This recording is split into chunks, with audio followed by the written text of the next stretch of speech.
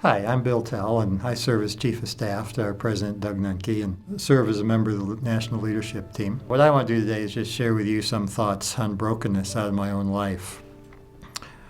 From August of 1999 to August of 2000, I was relieved of all my Navigator responsibilities, all my leadership responsibilities, everything, and basically had a full year of sick leave.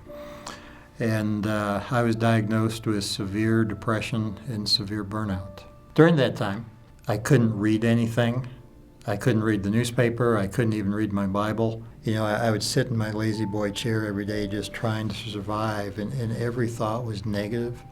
It was hopeless, panic attacks that would just leave me incredibly frightened, incredibly scared. First time in my life ever, I couldn't channel my thinking or control my thoughts. Finally, I had to go on medication, had to go on antidepressants in order to just get some control over my life again. One of the things I had to learn was that having a deeply emotional experience is not brokenness.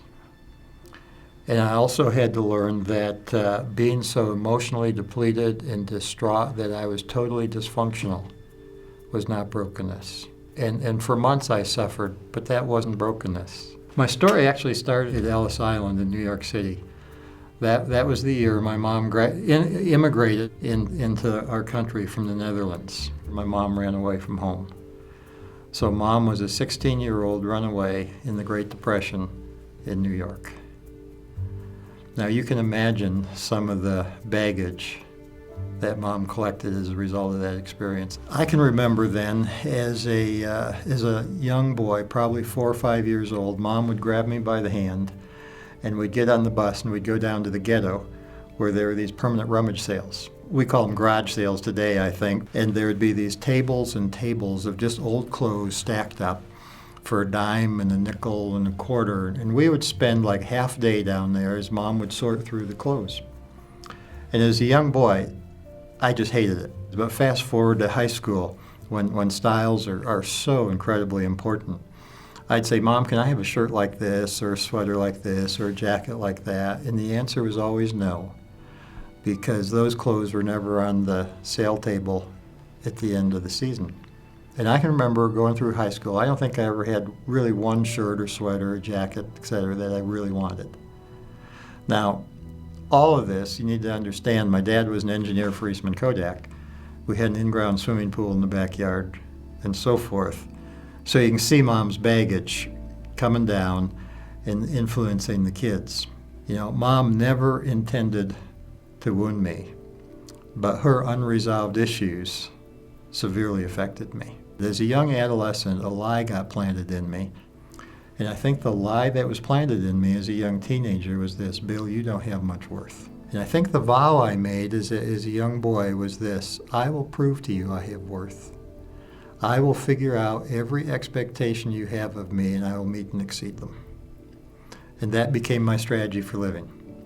And that was my template for life till about 9-10 years ago, when I experienced the burnout and the depression and so forth. And I became an addicted people pleaser.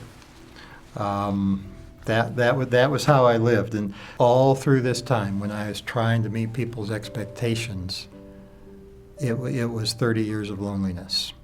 But moving to the Springs, National Leadership Team, Student Ministries Director, Staff Conference Director, just it was a convergence of all these people that I had to please.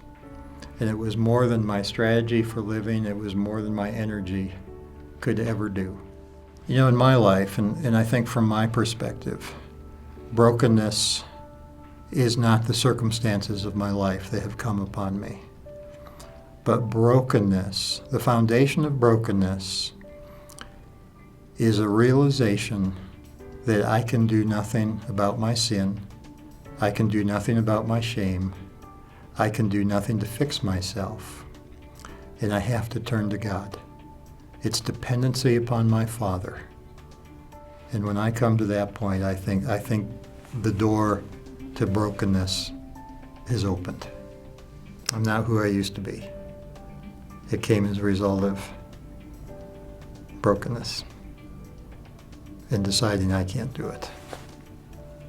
And I think God then takes the pieces, of your brokenness and heals you and gives you something new.